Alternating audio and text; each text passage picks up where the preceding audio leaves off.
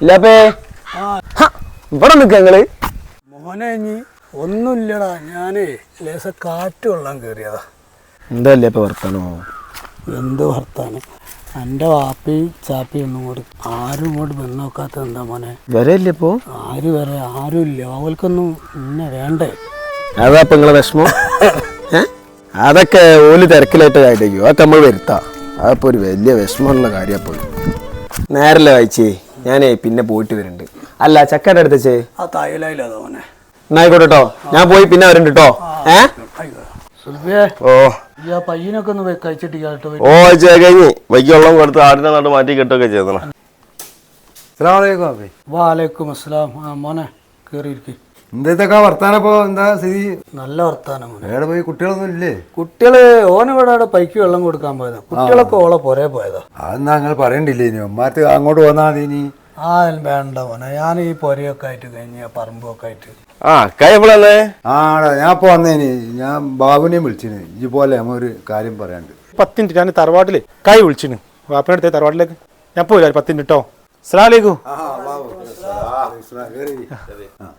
എന്താ കയ്യേ വിളിച്ചേ? എനിക്കൊരു വാപ്പനായിട്ട് നമ്മ ഒന്ന് പുറത്തേക്ക് വെക്കൊന്നുണ്ടായിരുന്നു.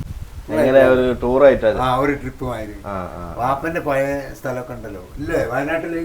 ഓ ഞാന് കുട്ടിക്കാലത്തൊക്കെ ഞാൻ അവിടെ പോയി കുറെ പണിയൊക്കെ എടുത്തു. അതൊക്കെ കുറെ എന്നോട് പറയാം. പോകാനൊക്കെ പുതിയൊക്കെ ഉണ്ടോ? ഊതിയൊക്കെ ഉണ്ടായി. അതെന്താ എന്റെ അഭിപ്രായം സുൽഫേ? എനിക്ക് പ്രത്യേകിച്ച് അഭിപ്രായങ്ങളൊന്നുമില്ല. കയ്യ നല്ല കാര്യല്ലേ.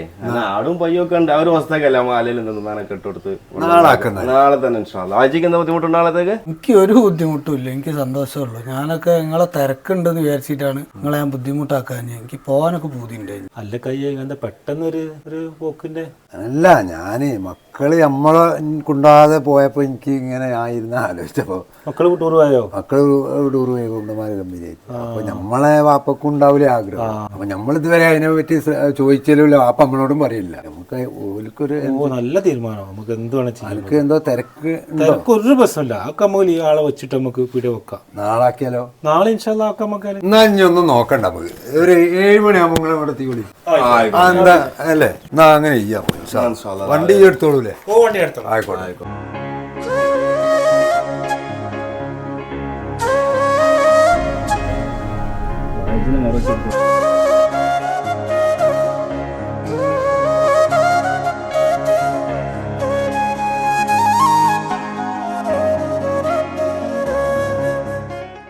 അതെന്താ മോനെ? പള്ളിയാണ്? അത് പള്ളിയാണ്. Knowledge city. ഈ അടുത്ത കാലത്ത് വന്ന ആഴ്ചന്റെ കാലത്തൊന്നും ഇല്ല. നോളജ് സിറ്റിയോ? അതെന്താ? അത് കേരളത്തിലെ ഏറ്റവും വലിയ പള്ളിയാണത്. അപ്പൊ തിരിച്ചു പോകുമ്പോഴാണ് കേരട്ടോ.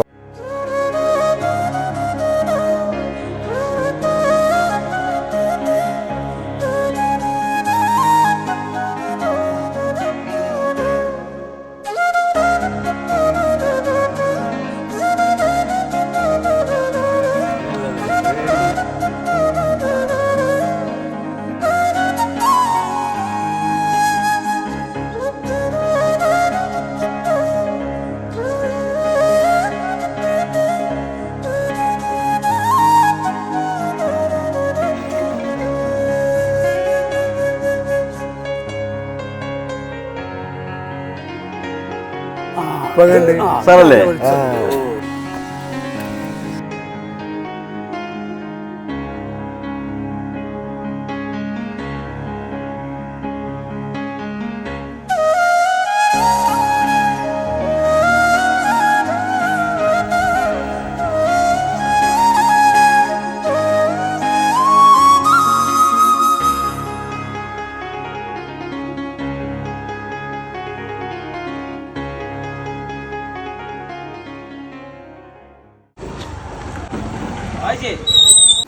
എന്താ ചൂട്?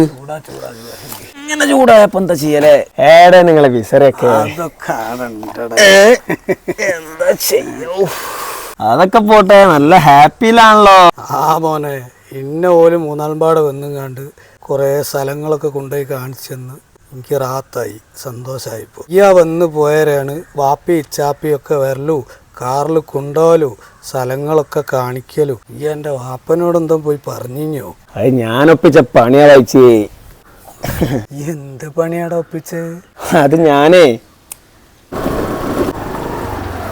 വാ പോവല്ലേ? ടൈമായിട്ടോ? ഇതേതല പരിപാടി ഇങ്ങോട്ടാ? ഞങ്ങൾ ചെറിയൊരു ട്രിപ്പ് പോവാന്നേ. എവിടെ പിള്ളേരൊക്കെ എവിടെ? സെറ്റല്ലേ? നല്ല കുട്ടിയെ എങ്ങോട്ടാണ് എല്ലാരും കൂടി? എന്താണ് പരിപാടി? നമ്മള് ഒരു കമ്പനി ട്രിപ്പ് ഒക്കെ അടിക്കാനുള്ള പരിപാടിയാണ്. അല്ലടാ, നിങ്ങളെ കൂടിയല്ലേ നമ്മള് പോയി വന്നിട്ടല്ലേ ഉള്ളൂ. നാട്ടിലെന്നാ ചെതലടിച്ചോ, ഇടക്കിടക്ക് ഇങ്ങനെ പോണോ, അപ്പോഴേ അതിന്റെ ഒരു ഇത് കിട്ടുള്ളൂ. ഞാനുണ്ടോ എന്നെ ഇമ്മനെയൊക്കെ ഒന്ന് കൂട്ടി. ഞങ്ങൾക്കും പുറത്തിറങ്ങാനൊക്കെ ഒരു കൂട്ടിയില്ല മക്കളെ. എങ്ങനെ പോയാലും എങ്ങനെയാ? വയസ്സാം കാലത്ത് ടൂറ് പോയിട്ട് ആടെ ഇരുന്നോളിന്ന്. അപ്പൊ ആദ്യം നിങ്ങളെ മാപ്പിനൊക്കെ ഒന്ന് കൊണ്ടുപോയി, എന്നിട്ട് കൊണ്ടുപോകാം നിങ്ങളെ. എന്തൊക്കെയായാലും ഈ ചെയ്തൊക്കെ നന്നായി. എനിക്ക് മനസ്സിനൊരു ആശ്വാസമായി. എൻ്റെ രോഗമൊക്കെ ആയിട്ട് മാറി കിട്ടിയെന്ന്. അന്നെപ്പോലത്തെ ഒരു മക്കളനി വരും തലമുറക്കൊക്കെ വേണ്ടിയത്. ഏതായാലും വായിച്ച് ഭയങ്കര സന്തോഷമായി പോയി. നല്ല ഹാപ്പി. എന്നെ വിളിച്ച് കാര്യങ്ങൾ പറഞ്ഞു. സന്തോഷമായില്ലേ?